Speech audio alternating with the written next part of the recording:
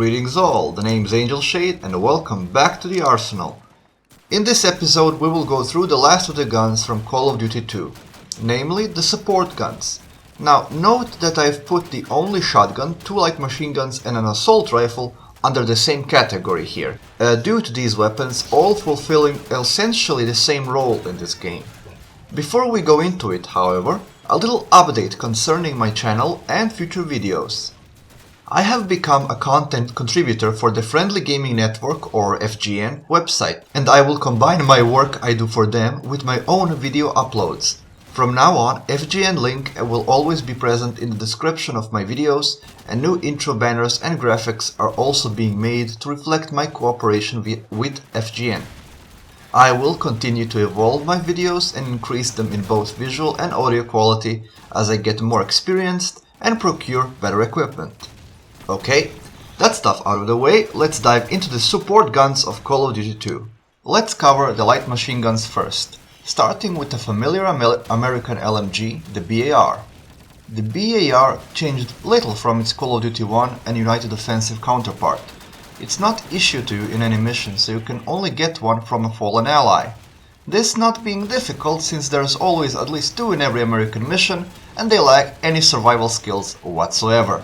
And there's good reason to want to have the comfort of the BAR, especially in harder difficulties, since this gun still kills anyone in at most 2 shots. Performance of the BAR in multiplayer, however, differs somewhat from its predecessor and suffers from several issues. Don't get me wrong, the BAR is plenty powerful, with 2 shots to the chest being enough to score a kill and excellent accuracy that rivals bolt action rifles. But power alone is not always enough. BAR still has that lousy 20-round box magazine, which means you have to reload often, and it reloads longer than even the unwieldy BREN. It also has a heavy recoil, so even though you can fire it in full auto, you will almost never want to, since in fully automatic fire, every shot after the first one will count as anti-aircraft fire. So playing with the BAR in Call of Duty 2 is a lesson in control. Control your burst, control your ammo, control your bladder. Treat this weapon as a support gun and not a submachine gun, and the BAR won't fail you. The second light machine gun is the British BREN gun. It too changed very little from the previous Call of Duty, though it's now extremely rare in the campaign.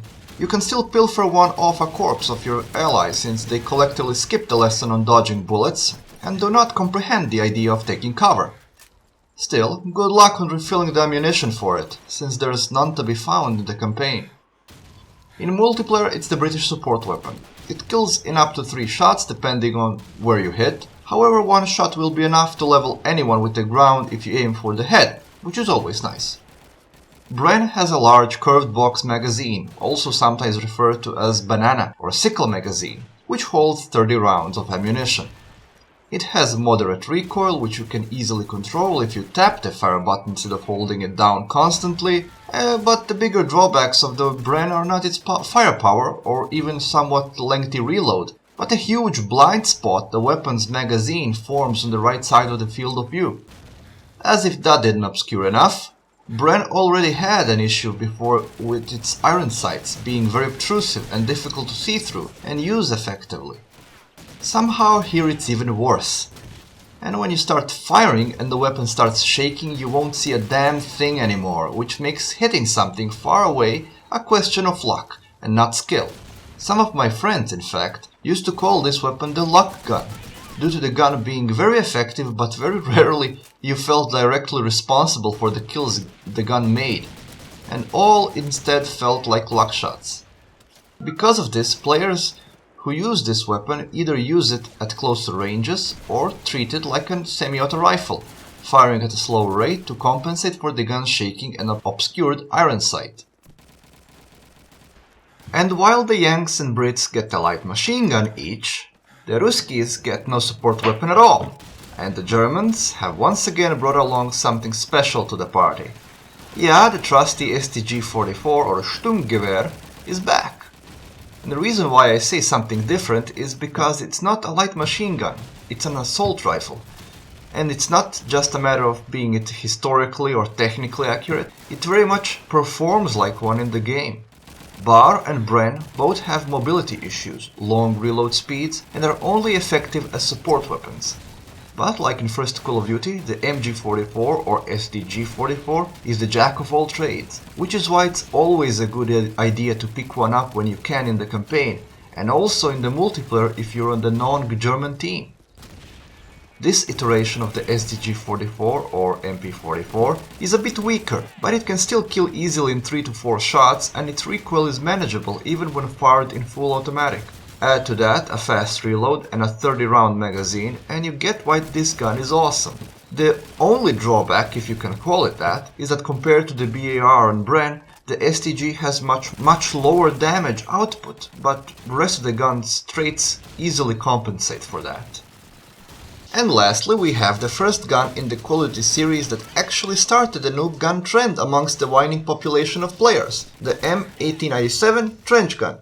Full name Winchester Model 1897, also known as the Model 97 or M97 or simply called trench gun.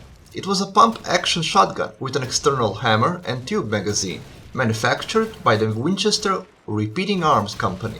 The Model 1897 was an evolution of the Winchester Model 1893, designed by John Browning. From 1897 until 1957, over 1 million of these shotguns were produced. The Model 1897 was popular even before World War I, but it was after the war broke out that sale of the Model 1897 picked up. This was because many were produced to meet the demands of the military. When the United States entered World War I, there was a need for more service weapons to be issued to the troops.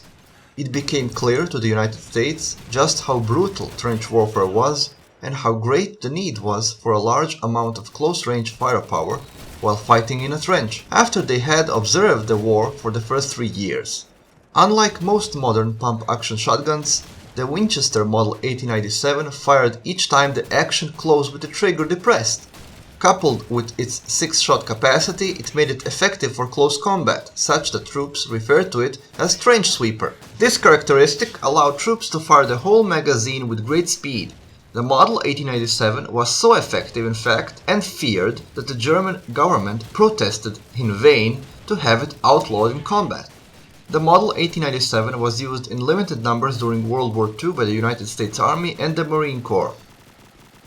The trench gun is a multiplayer-only weapon and it's available to all factions. It's a pump-action shotgun with a 6-round capacity. It became quickly quite notorious due to the fact you didn't have to aim much to be effective with it, due to its spread fire nature and ability to kill quickly with 1 or sometimes 2 shots.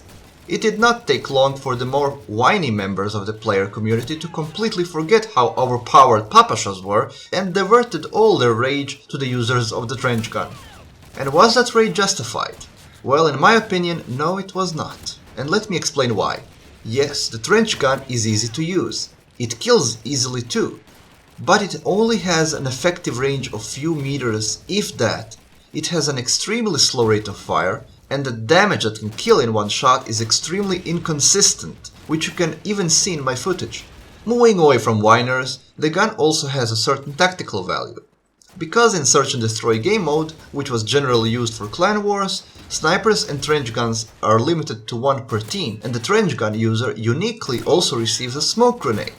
I personally never understood half of the crap whiny players raged on about, and I doubt even more that anything I say on the matter will change their minds. And not that it really matters, because nowadays if you want to use it, you can use it, and well, if they want to whine, they can whine. It's all they're good for anyway.